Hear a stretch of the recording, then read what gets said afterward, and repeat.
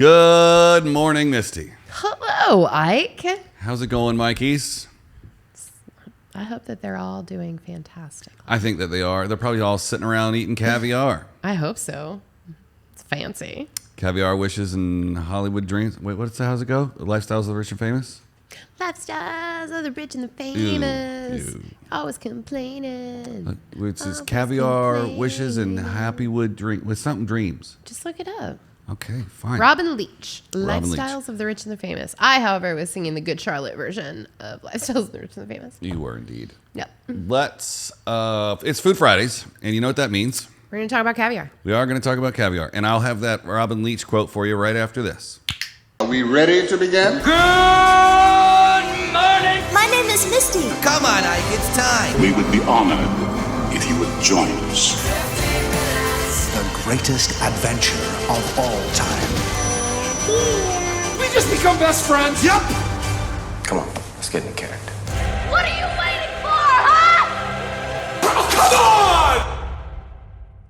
And we're back. And we're back. After a ridiculously long introspective on the outro to Lifestyles of the Rich and Famous, which is Champagne Wishes and Caviar Dreams. There it is, right there. And today, caviar. yeah, it's actually the song by Dionne Warwick, Champagne Wishes and Caviar Dreams. Oh, I didn't ever know that. I didn't know that either. Let's get into some facts about caviar. Well, caviar is an expensive delicacy consisting of salt-cured fish eggs from the... Okay, let's just try to say this. Acipenseridae family. Acipenseridae? You think that's right? Probably not. Where is it? Right here. Acipenseridae. Yeah, sure. Okay. The roe can be fresh or pasteurized, with pasteurization reducing its culinary or economic value. Economic. Yeah. So the term caviar traditionally refers only to roe from wild sturgeon in the Caspian or Black Sea. Beluga, oscitra, or sevruga. None of these things am I saying right. No. Other than beluga. But I don't have And I a- only know that because of the vodka. Or the whale. Sure, whatever. Baby beluga. I don't have a leg to stand on, so I'm not going to make fun of you about it. Okay, that's good. Yeah. Because I'm not, oscitra?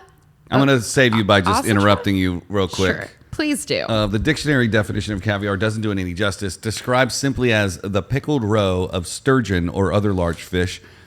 These words fail to capture the exuberance and luxury behind this world-renowned delicacy. Oh. Salty, Well. grainy, or flavorful, proper caviar, which is harvested from sturgeon found in the Caspian Sea, melts in your mouth like butter with a lingering flavor of ocean water, according to experts. And who? Or people that have tried it, because I've never eaten it. Oh, I have once. Oh. It's I enjoyed it. I did not taste ocean water.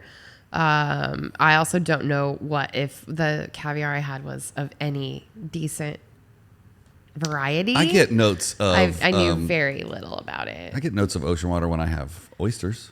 Well, yeah, of course. Yeah, it's got salt in it. Yeah. I mean, to me, it was just, incredibly, incredibly salty. But it was pretty delicious. So what they remind me of is little tapioca balls. When the little tapioca balls in your boba pop, that's what caviar is like. Okay, It's a little that's pop. a really good analogy. Yeah. On a cracker. Yeah, you roll them around in your mouth and Pop pop 'em. to release the flavors of them. The oldest written account of caviar dates back to the 1240s. That sounds weird. The 1240s? Yes. Is the 1240s? How would you say that? I don't know. The 1200s? That's the 1240s. The 1240s? I don't know. That's a weird one. The grandson of Genghis Khan, Batu Khan, was the one to start eating that stuff. Okay. Yeah, so it's one of the oldest delicacies. It came before raw oysters, truffles, or even champagne. It was sought after by kings and Leon. the kings of the Leon. Come on, let's have some fun. It's Friday. It's true.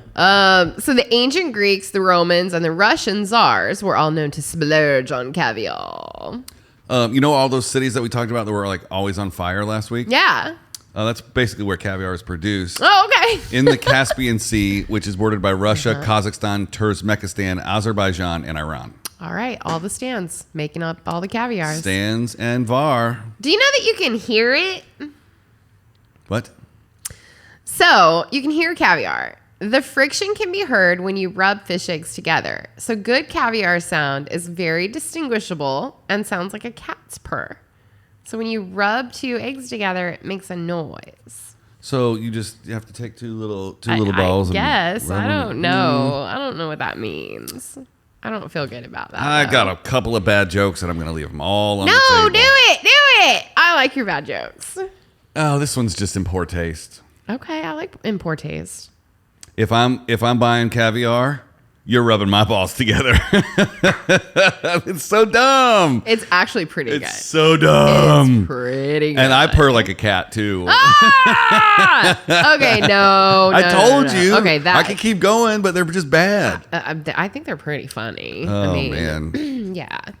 So the preparation of caviar by salting the roe of sturgeon is attributed to the Persians. However, it was the Russian czars who brought it into the world of luxury. So they don't just rip it out of the fish and eat it. They salt it and store it and Yeah. cure it. And, Okay. The best caviar is served unadorned and eaten with a non-metal spoon. Traditional caviar spoons are made from mother of pearl, although bone and tortoiseshell materials are also known to be used. Gross. The fish eggs, when they hit the metal, it changes the taste. So that's why you don't want to eat it with a metal spoon. What do you eat it with? I literally just told you what you eat it with. Like, Bones? that's what I just said. Spoons looking are at- made from mother of pearl. Oh, hence this picture right here. I was trying. Bless your heart. Okay. Mother of pearl. The real caviar ranges in color It does. from light to dark gray and yellow gray to brown black. Red caviar doesn't come from sturgeon. It is actually salmon roe. Yep, it's actually judged on color, texture, maturity, and flavor.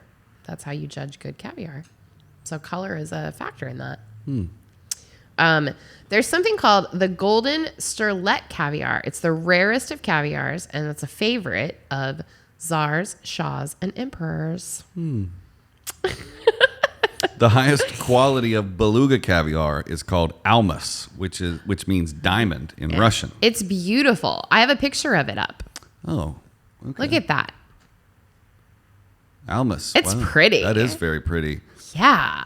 And it is sold by London's Caviar House and is packaged in a round 24 karat gold, just like you just showed, box, costing, for something that's supposed to be written about something very expensive, you shouldn't be using the word costing, around 40,000 euros per kilo.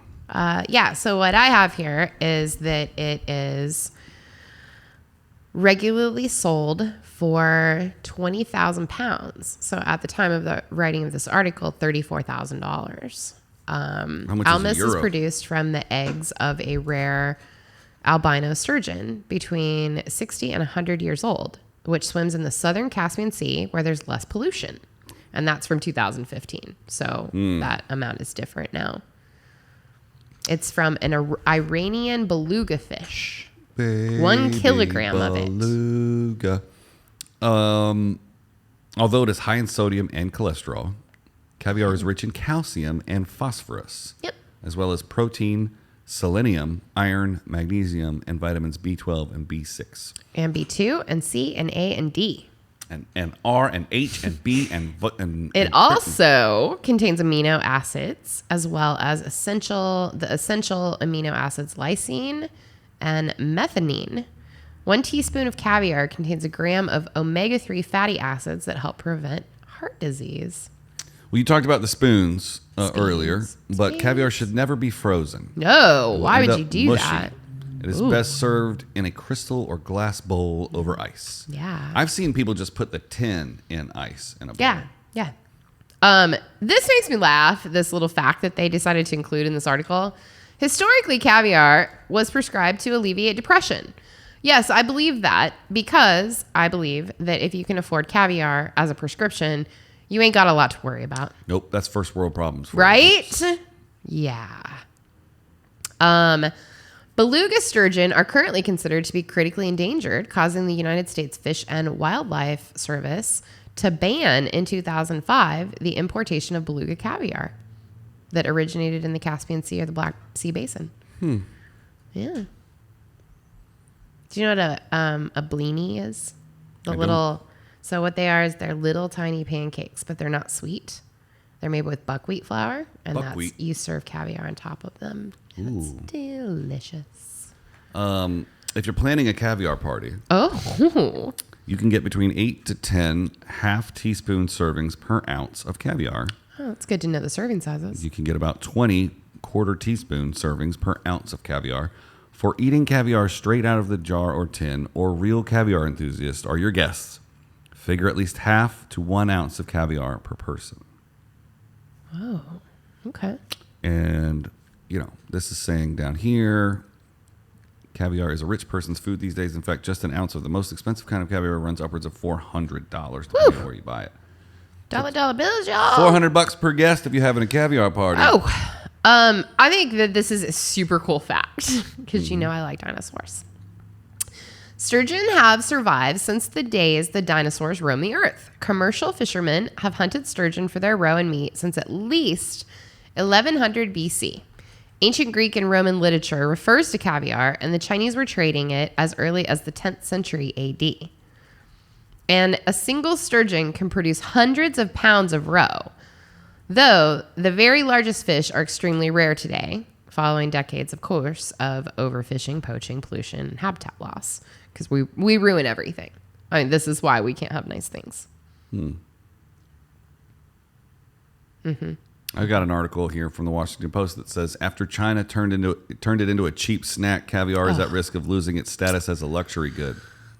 Well, I mean, caviar should maybe be for everyone if they want it. Maybe. So the delicacy is in the highest demand in the European Union, Switzerland, the United States, and Japan. Those places account for 95% of the world's total caviar imports. Does it have to come from that part of the world, or are there like farms that grow the fish that make caviar? Is there like caviar farms? I don't know. Let's find out. Well, should we start one? I don't know about that. The United States is the largest market for beluga caviar. It imports 60% of the world's supply. Imported caviar sells for $100 an ounce or more in the United States. From 1989 to 1997, the United States imported an average of 130,000 pounds of caviar per year, worth about $6.6 million. Whoa. You can farm caviar. Okay, well, I was going to say it's just fish eggs. Why would you not be able to? I don't know. Thankfully, caviar farming in general is sustainable because it replaces the need for wild-caught caviar, allowing natural populations to come back. Farms are able to use a few hatchlings to breed solely for consumption of all parts of the sturgeon are utilized. Yeah, that makes sense. Well, I learned a lot about caviar today. Oh, wow. That was fast. We learned all the stuff. Oh, we owe another 2 minutes because we did the intro thing. Oh, That's why it felt so fast. Gotcha. How long does it take to farm caviar? It takes 7 to 10 years for the fish to be ready to be harvested for its eggs. It's a long game. That is a long game. Wow, that's a lot. You don't have to kill the fish to get the caviar, but people do it anyway. Oh, why would you do that if you don't have to? You eat the fish. That's terrible. Yeah. Oh, well, I mean, if you're eating the fish, then, I mean, that's, as long as you're doing something with it and not just killing it for no reason.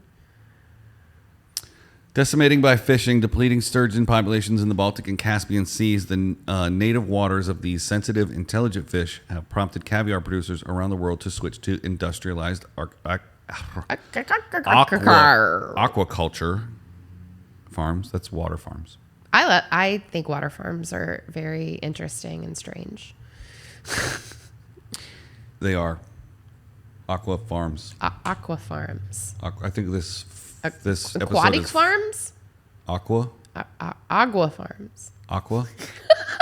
This messing episode with you. is over. I'm so messing with you. Leave us a picture of you. Send us a picture of you eating caviar. Num, num, num, num. Num, num, num. Nom, nom, nom. That's Food Fridays on caviar. And we're wishing you champagne wishes. And caviar dreams. Later, buttholes.